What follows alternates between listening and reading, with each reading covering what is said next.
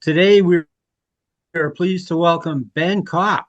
And Ben is the founder of Mesco LLC, Marketing and Communication Systems, as well as Fairhaven Homes LLC. Ben will share with us his unique combination of real estate investing, entrepreneurship, and communication strategy. Welcome, Ben. Awesome. Thanks so much for having me on, Bill. I appreciate it. You're welcome there. All right. So you started out with house hacking, Yeah. and now you're scaling a marketing company at a pretty impressive pace right now. Yeah. What's up with that? Well, Okay. yeah. I think Yeah. that just the big thing, first of all, just thanks for having me on. I think that a lot of it, I'm just learning how to recognize opportunity and see the potential to grow it. And so, yeah, I have been house hacking for a couple of years, my wife and I. Oh, And then, yeah, just recently started a marketing company focused on just effective communication standards. That got started up probably about 6 weeks ago, and I've been averaging right around a new client every week. Definitely, amazing. definitely trying to scale Yeah. that a little bit more, but thankful just to have that starting point, as well as I've brought on 2 employees to be working with me as well. Wow, what a fantastic start with your business. Thank Businesses, you. I should say. Thank you. Yeah, so let's start at the beginning. What was the moment that got you into entrepreneurship and specifically house hacking? Yeah. Yeah, Okay. great question. So I think that just the thing that personally got me into entrepreneurship is that it kind of runs in my family. My dad's father was an entrepreneur. He started off a company in the Chicagoland area and was in the piping industry. And so he would get the raw steel and he would craft that. As well as he did a lot of copper piping for Chicago back in the 40s and 50s. And then my dad as well, just he had a corporate accounting job, but also had his own business on the side. What specifically got me into house hacking was actually that's something that my wife's father, so my father-in-law, does. He owns 7 properties in the upstate New York area around Buffalo. Oh my. Okay, there we go. All right. So, yeah, what clicked for you when you first saw that model working for your father-in-law specifically there? Yeah.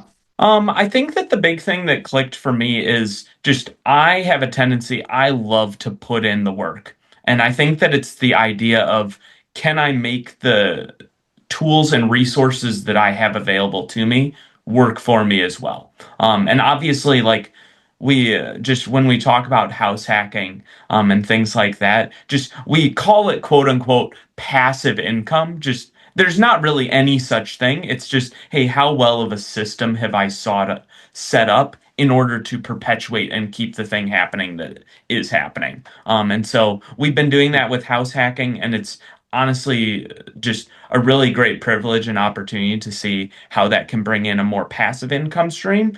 Because at the end of the day, just also money's a tool. It's an opportunity to do the things. I don't think anyone's like, oh man, I really want to do this job as much as I love and enjoy it. But it's an Hmm. opportunity to be able to do the things like this of getting on a Hmm. podcast, meeting new people. If I were stuck in a 9 to 5 job, I would not have the opportunity to do something like that, as well as you probably wouldn't be going after having me on the podcast. So, Yeah, yeah. Okay. And so when this opportunity came to you folks, when did you realize that it could actually be a path to building long-term wealth? yeah. So I think that it really clicked for me. First of all, just seeing how he was bringing in a cash flow off of the properties that he had, just seeing the reality of that for them. And then when we started doing that for our own houses. So, my wife and I bought our first house a couple years after we got married, lived in it for a couple of years, and then just obviously everyone should check their state's requirements. But after a couple of years in Illinois, you're allowed to keep the same mortgage because that was your primary residence. And then we moved to another home and we're able to start renting that out. And honestly, it's just being willing to do the research of like, hey, how much is the going rate for these properties? Can I make it cash flow? And what's going to be able to sustain my business? Because at that point, then I'm responsible for the upkeep of that property, even though I'm not there. And so that's Mhm. kind of what helped me realize it was sustainable is like, hey, people are willing to pay a premium above and beyond what my mortgage is because I have additional responsibilities that I have to keep up on. And so, yeah, saw the proof with my in-laws and then saw it pretty immediately with our property as well. And what did you learn from this first experience? There's the good and the bad, the easy times and the hard times with any kind of a deal. Um, yeah, what did you learn from that experience that maybe you hadn't seen before in real estate operations? Yeah, just I think that, well, people refer to it as a passive income stream, and it's passive until something goes wrong. And so, just in the early years, And it it was will. just, yeah, Yeah. exactly. Yeah. And so, it's just learning to navigate those things. I think that, kind Mm, of going into why I love this marketing and communication idea, a lot of it just mm, comes down to effective communication. Like, more mm. than probably most landlords, I reach out to my tenants and ask them if anything's going wrong so that they're not telling me when things are going wrong. Because when they tell me something's wrong, that means something is really wrong. If Right. I'm Right. reaching out beforehand and staying in communication with them, then I'm going to be able to catch those things a lot more quickly. And in the long term, that is both beneficial for me and for them.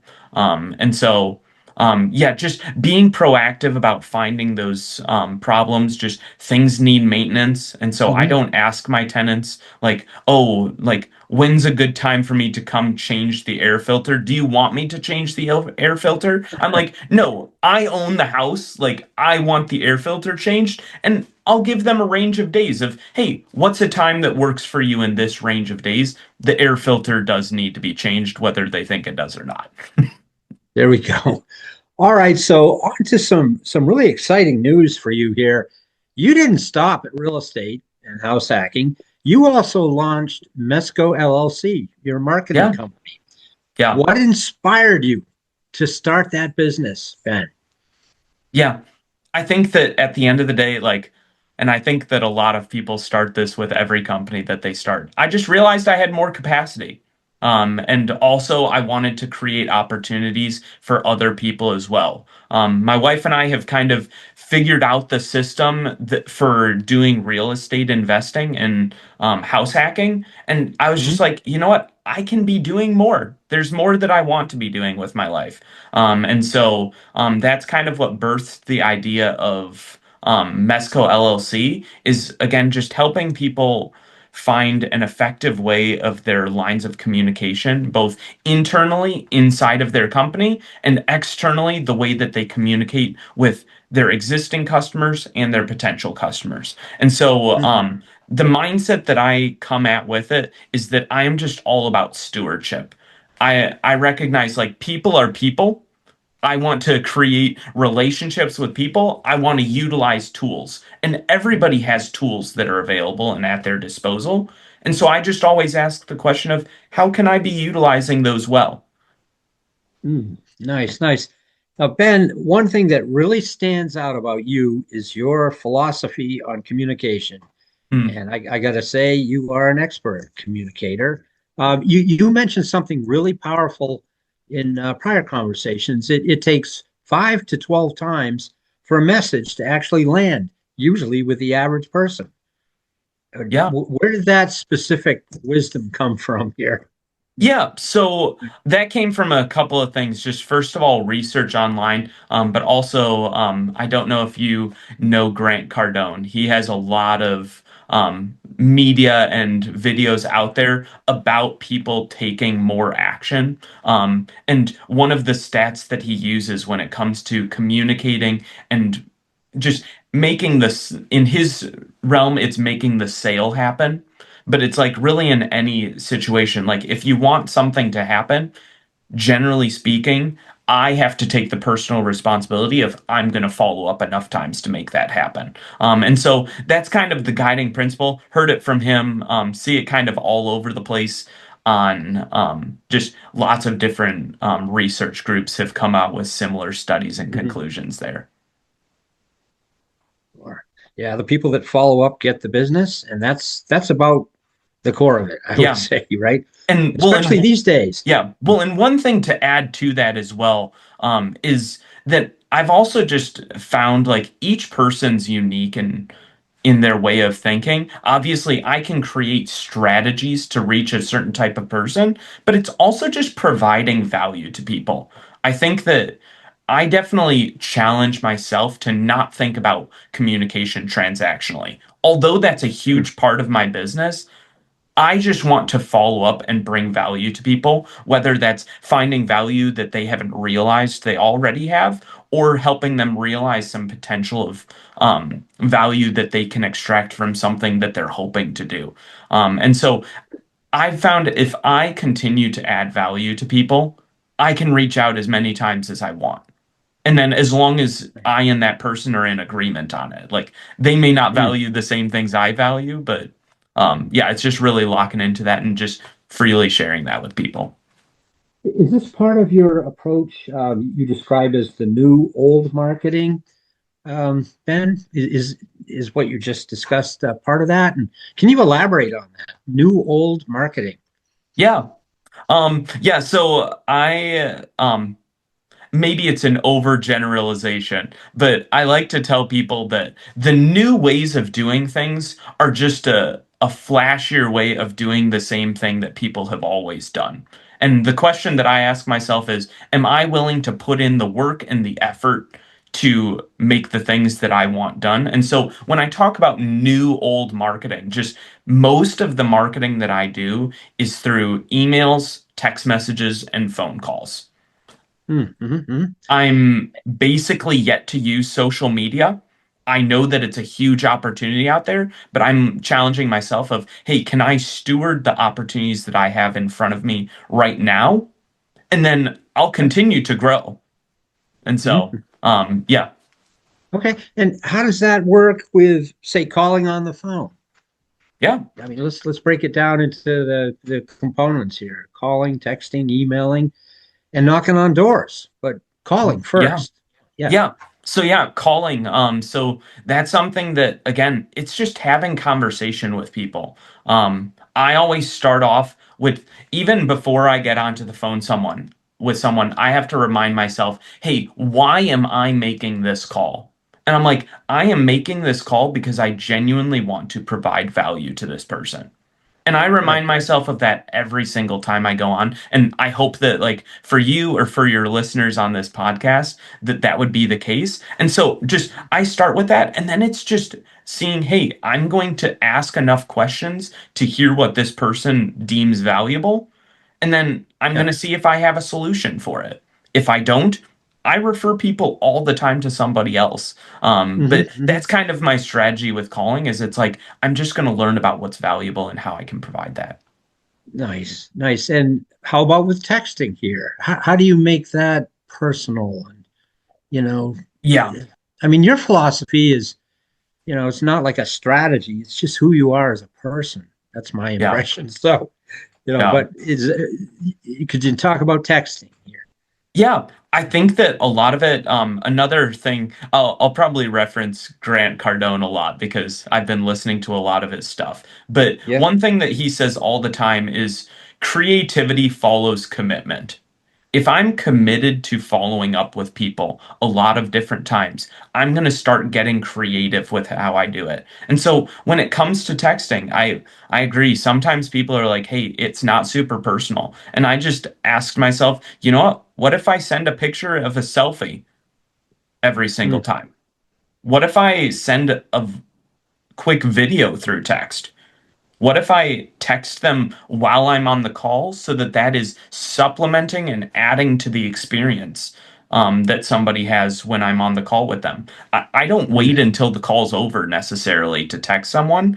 I'm just stacking those things on top of it so that it's all creating an experience and a touch point of I am fully engaged with that person. Because I think that's one of the pitfalls of texting that Mhm. technically people can be multitasking. They can be texting one person and talking to another person. And so I like to almost even showcase when I'm on a call with someone, not only am I here present talking with you, also I'm going to utilize this as a tool to further connect with you and my attention's not split. Right, right. Oh, and with emailing, yeah, all of us now are getting so many, emails that we haven't met the person at all. And Yeah. yeah, so how do you personalize that? Yeah. What's your approach with emails? Yeah, and as well, it's just Hmm. the same sort of thing of emails are only valuable once somebody's looking for them. And Hmm. so just if I just send out bulk emails, I guess first of all there is a little bit of the hey, I'm just going to send a lot of emails so that they for every one email they see from somebody else, they see five from me and they may just ask like what in the world is this person doing? Like why am I getting all these Yeah, emails? They may unsubscribe, which is right, okay. right. That's why I want to talk with them first because I don't want to spam somebody with emails. And that's most of the time not the approach that I take with my clients. I figure out what is the level of comfort that they have with it. Hmm. And then I just Okay. challenge them that little bit of, you know what? How could we get creative? Like you say you want to reach out once a month. What sort of creative solution could we have so that we could reach out twice per month? Or if there's like, hey, Mhm. I want to reach out once a week. You know what? How could we get a little bit creative and provide value to this person and reach out Mhm. twice a week? Like, and that Yeah. can always be done. It just Mm. requires creativity and commitment to what I'm trying to reach out to them about. And you're asking that of the person on the other end too, which doesn't happen often these days, I would say. So, Yeah. interesting approach you have. And what about direct outreach? To knock on someone's door, a Yeah. business person's door. Okay, so here we go. There's that new old marketing. Um, Yeah. how does that go for you? Honestly, I have way too much fun going door knocking. I Um, bet you so do. So I actually worked in the door-to-door sales industry for a year and a half, and just honestly could have been very content to just stay in that industry. Hmm. I just realized I was like, I want to do more. I could be doing more. And so I realized that's a skill and a tool that I have because it is a little bit awkward. I will say, like, I do not want to diminish like I am a little bit of a crazy guy that I enjoy doing it. It's probably because I've practiced and done it a lot. Yeah, yeah, But I think that again, I'm just like it's a conversation.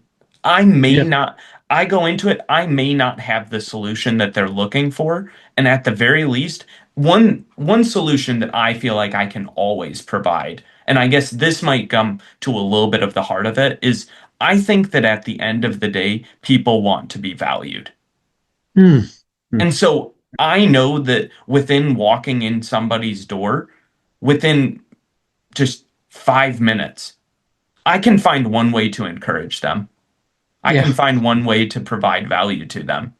And you want to know what? When I can do that effectively in 5 minutes or in 1 minute or in 30 seconds, that allows for the opportunity to go that one step more and provide more value to them. Sometimes that's providing value for free of, hey, you know what? I know somebody who could help you with this. They're really good at it. Sometimes that's, Yeah. hey, it sounds like a problem that I've helped a bunch of people solve. I can help Hmm. you with that. And it's then just it's working that deal and honestly it's just forming a relationship. People do business with people that they have relationships with. Why do you think businesses have moved away from this? Yeah, that's quite an amazing skill, and we just don't see that as much these days. Yeah. Uh, too much technology, I suppose. I think that probably to I think it's a two-pronged thing. I think that for one thing, at the end of the day, it's a muscle that needs to be worked. Mm, And it appears easier to just send a text message or to post on social media. It removes us from the rejection. And it's like if I'm willing to be in the room and be rejected and not take that personally, because I at least assume most of the time people aren't meaning it personally. They just don't mm, know me well enough to realize that I could provide value. And that's okay. I'll come back another time. yeah, But yeah. just I don't know what's going on in their lives. But I think that we've gotten away from that because that is truly hard work and it Mhm, requires practice. But the more we do it, the better we get at it. And I think that in an age right now, like I will say, I love utilizing technology. There are so many things that I can do through technology that I can't do in person. Like even right now, we're able to call and talk and we're multiple states away. Like, if we mm, didn't use technology, this wouldn't be possible. But mm, at the end, it's also then realizing so technology is a tool by which I can do the thing that's hard work, which is forming a relationship. mm, mm. Nice. Now, so Ben, you scaled your company to multiple clients in your first month, which is Hmm. not typical, especially in a marketing type business. What do you think is driving that growth, Ben? Yeah. I think that a lot of it just, What's first your of all, due I date? just do a crazy amount of stuff every day. I think I would scare a lot of people if showed you my calendar. I've generally got at least, I think a light day at this point is about ten meetings a day, Okay, there we which go. I There we go. still, and that's only meetings with people that I've set on the calendar to meet with. Then during the time I'm not meeting with people, I'm doing outreach.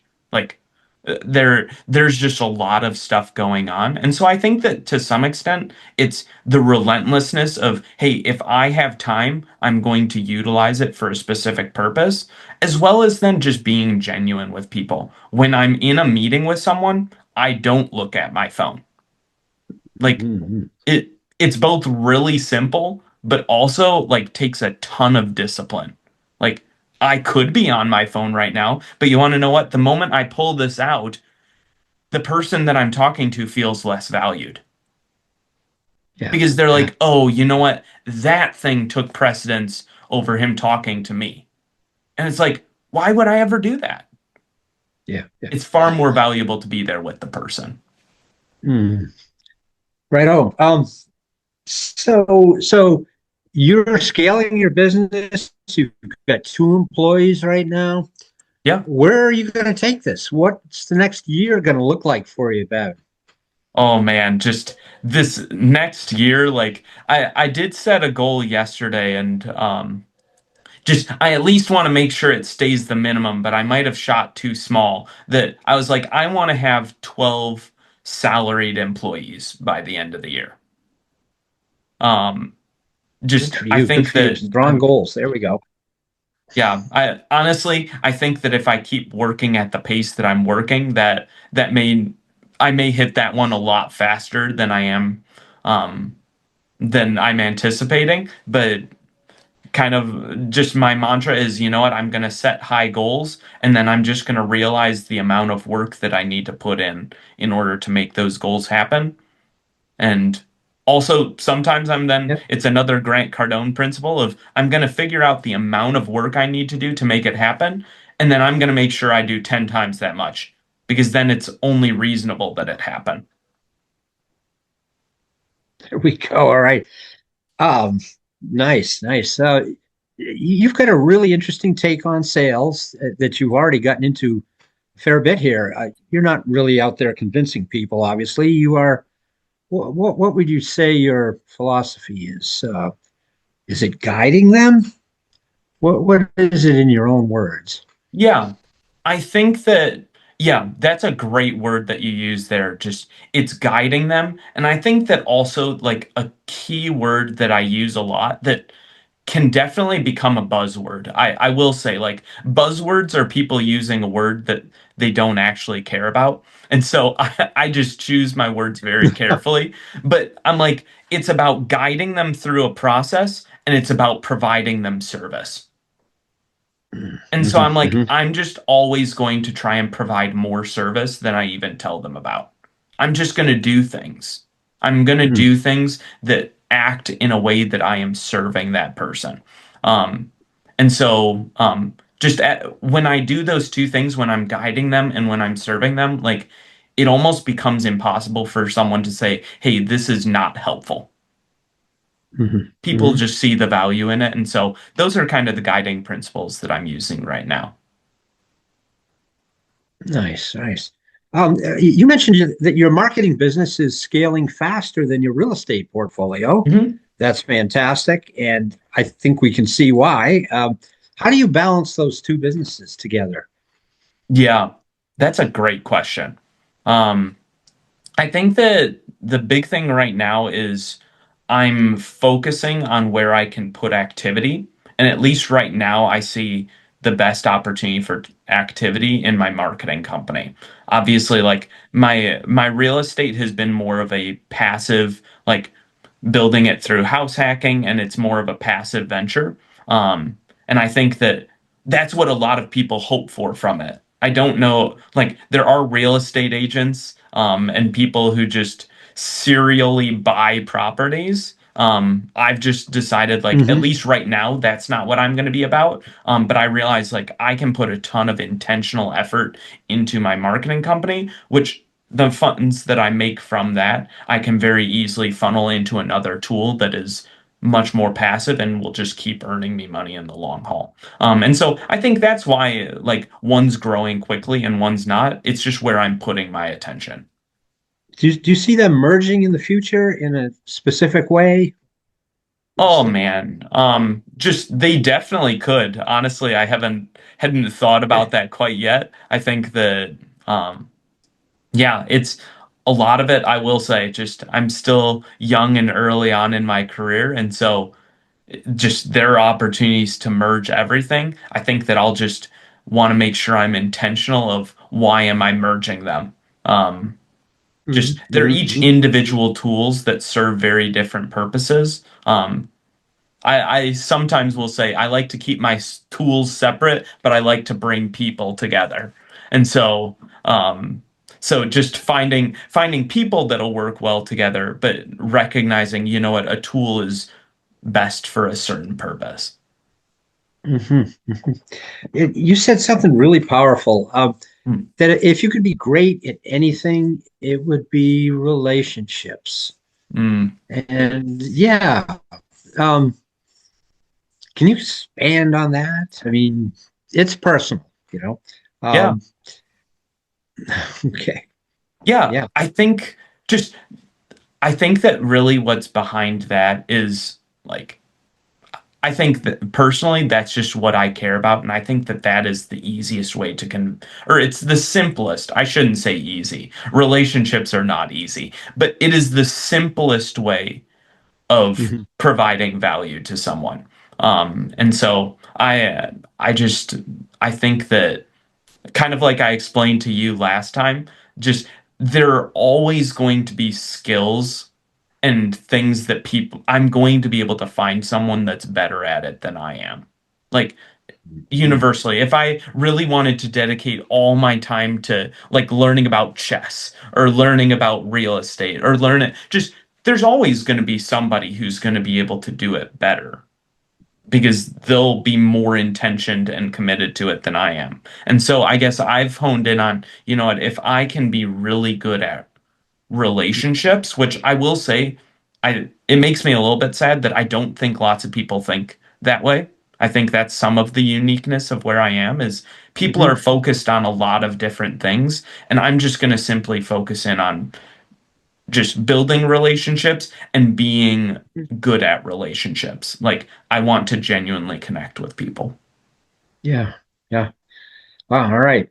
Um, I mean, if you're great at relationships, you don't have to be great at everything else. It sort of comes naturally after that. Yeah. Um, okay, okay. Um, And in this day and age, with technology everywhere, fragmenting relationships, honestly, in our family situations in the U.S. now, I think are stressed to a certain level, based on the economy, which is tough for a lot of really tough for a lot of people these days. And then the fact that technology can drive a wedge between people, truly. Yeah. So, I mean, your caring approach can lead the way, and so Yeah. Well, and another stat that I'm thinking of, if I'm remembering correctly, I think it's from the Gottman Institute. They're a really prevalent researcher and studier in like relationships, and lots of times it specifically relates to marriages. But they say in order to have a healthy relationship, you should generally have 10 good interactions for every one bad interaction. And here we and I'm go. like, Yeah, and there are two ways of looking at that. I can yeah. either try to minimize bad interactions or maximize good interactions. And I just tend to do the latter. I am going to create more opportunities for good interactions. Mm. I'm not perfect. I'm not going to be able to have a good interaction every single time. But the more intention and steps that I take to create good interactions, which also goes back to asking questions. If there's a bad interaction, I want to know why because I genuinely want to have a good interaction with somebody. Or like if it's not the right product fit, I want to ask, why is that? I thought it was. I want to genuinely understand what they're dealing with and what they're going through and how I can solve that problem. Mhm. Nice, nice. So Ben, you also touched briefly on AI, Yeah. and you had a really strong perspective. AI is just a tool, uh, but it's action that actually wins the day every time. Can Yeah. you expand on that some? Yeah, exactly. Yeah. Just as I've been looking at AI, which I will say, like, it is a fun experience to see what AI is capable of. I think though at the end of the day, what I realized about AI is it's a tool because it still has to be prompted. Like Right. if an AI tool gets prompted once a week, but I'm willing to put in work 7 times a week, I am Hmm. just more effective than that AI is because I didn't need to be prompted. I'm prompting myself to make and get things done. And so I think that just I will say there if somebody comes with the same amount of passion and dedication and commitment to an AI tool as what I'm doing, like I will say AI is going to be a massive disruptor. Like someone who Hmm. learns to leverage that tool well is going to be able to go really far. But I also think we've already been seeing the product that AI delivers is distinguishable from the product that a person delivers. And Yeah, so I yeah, think that that will also inherently increase the value of a personal interaction over an AI interaction because people will just be able to tell the difference. yeah. Yeah. You set some really ambitious goals here, targeting seven figures revenue early on. Yeah, Fantastic. yeah. What's driving that level of ambition? Is that Mm. in your genes from your entrepreneurial heritage, your father, your grandfather? Where is it from? Mm, just that's a great question. Just I will say, like, I both have those ambitions, and I guess I realize like the more tools that I have at my disposal, the more I'll be able to do. And so Mhm. just money, like at the end of the day, money is money. Like it Yeah, only has the value that we ascribe to it, but obviously we also need money to survive. And so I'm like, I both know what I realistically need to survive, but also it's like, you know what opportunities will be available to me? What kind of people will I be able to meet and serve through having more money?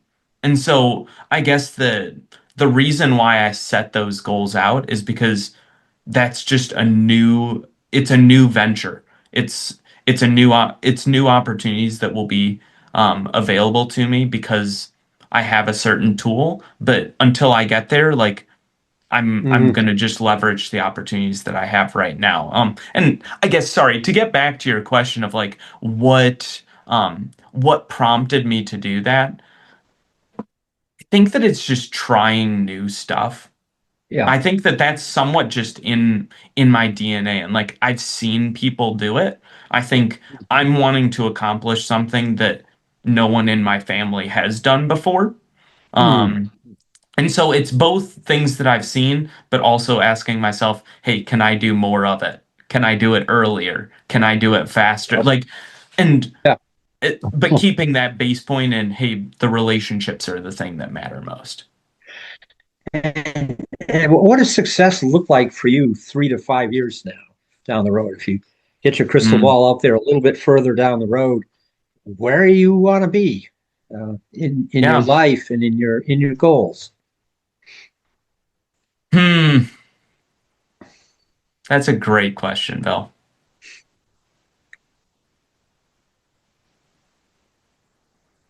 Just, I guess, m sorry if this is overly simple, but I think that this is at the heart of who I am. If I can inspire and change one person's life, that's enough. There we go. There we go. Yeah. Which Wow. I'm Hmm. realizing I can do that in a day and I can do that over the course of 5 years. And it's like, so I'll just see which one and I'll just keep doing it. I'm sure you're inspiring people every single day of your life. Hmm. And um, so with fast growth, now that can be challenging too when businesses grow really Yeah. fast. Um, where's any bottlenecks coming up for you? Or are you anticipating, you're looking at growing to 10 employees. Yeah. Yeah, how's that looking for you here? I mean, that requires a lot of work, a lot of planning. Yeah. Um, yeah, tell us more. Yeah. Just honestly, and I'll just be honest. I think that if people were honest, everyone would say this. I run into new problems every single day. Like that's the nature of growing. If I'm not encountering new problems, I've stagnated. And so Mhm. just yeah, definitely every single day like it's asking myself, you know what? How am I leveraging my time? Asking my employees, how are they leveraging their time? How are we leveraging the resources that we have available? Like there's the balance of I want to bring in new business. I also want to like serve the people well that we're already doing business with. And it's just a constant balancing act. And I think that that's also why I have this goal of bringing more people on, because ultimately I'm like, I'm going to be able to serve more people well, the more people I have on my team. And so, and then just training them, hey, the same dedication that I have to fostering strong relationships, serving people, delivering on what I said I was going to, and even more. I tell my team every single day, my goal is to always provide more value than I committed to every single client that I have. I always want to Nice, give more. nice. And so Mhm. I think that, yeah, just increasing the capacity that I have to be able to do that. Um, just those are both the bottlenecks and the opportunities of every single day of how do I do more of it? Mhm. Yeah, yeah. I mean, what stands out to me? What stands out about you, Ben, is your clarity around action. Your clearly your communication skills and Hmm. your willingness to grow relationships, whether it benefits you or not. I Hmm. would say the world needs more people like you, Ben. Um, um, well, and thank you, Bill. I appreciate you, that. you're welcome, man. Yeah, and you're building not just businesses.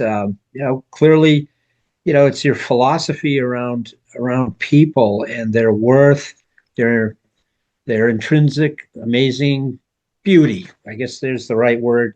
And your willingness to grow that relationship and bring out the best in everybody. So, Ben, I really appreciate you coming on and sharing your journey so far. And I think we were to do this again in one more year, things are going to be very different, and moving ahead with your life and in your business, in your career. So looking forward to seeing how you were making that big impact on the world a little Yeah, bit down the road. definitely. And So likewise, I thank you so much for inviting me on, Bill. It's exciting hearing and seeing what you're doing with this podcast. And yeah, just I would love if the opportunity presents itself later on to come back and yeah, just give that update. wonderful. And hey, any last words of wisdom for the young people coming up right now that say want to get involved with business? Do you have a little words of wisdom for them? Yeah, I think that just the big thing that I've just had to learn for myself is not being afraid of failure. Failure's an opportunity to learn. And so just especially when people are younger, like just try it. When I started up this company, I was I had no clients yet and I was like, "You know what? Can I commit to just trying this and going all in for a month? If it doesn't work, like what have I lost in that month? Right, right. Little to Hmm. nothing." And so Hmm. it's, hey, I'm going to define the time period. I'm going to figure out what I'm going to put my effort into. And if it's not the thing after a month, great. I tried it and I don't have to ask myself, "Oh, what if I had?" Hmm. Hmm. Hmm. I want to always be able to say, "I did." Hmm. And it That's a either great was the right thing philosophy. or it wasn't. Yeah. All right. Thank Yeah. you, Ben. This has been such a pleasure having you on here. And yeah, your words of wisdom. Hopefully, in another year from now, after you've influenced, I don't know, another 1,000 people, the world is going to look a little sunnier for everybody that is privileged to spend time with you, Ben. Mm. So thank you so much for being on Yeah, today. likewise. Thank you, Bill, for making this happen. All right. All right. So very good. That's a wrap. Ben, thank you. All right. There we Oh, go. of course. Yeah. Yeah.